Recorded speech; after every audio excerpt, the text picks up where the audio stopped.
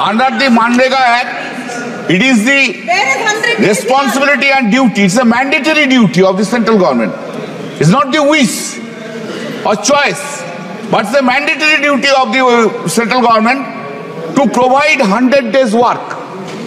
It's not anybody's anybody's choice. It has to be done. And you see from the chart itself that it has not been provided. It is not correct that whenever the state government is asking, they are providing. No, not at all. There are facts. Especially for the West Bengal, a political biasness has been adopted by the central government, and they have not provided the 100 days work despite the claim. I am assuring it. माननीय अध्यक्ष महोदय,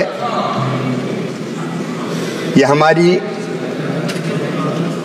प्रतिबद्धता है कि 100 दिन का रोजगार मांगने पर, जरूरी नहीं कि 100 दिन का रोजगार ना मांगे तो भी दें, एक परिवार को 100 दिन का रोजगार अगर वो मांगते हैं तो।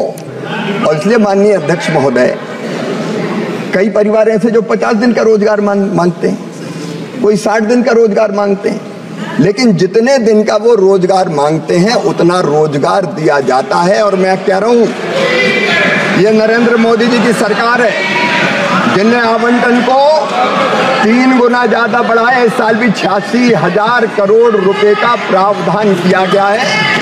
और जरूरत पड़ेगी और मांग होगी अगर मजदूरों द्वारा, तो उस प्रावधान को और बढ़ाया जाएगा।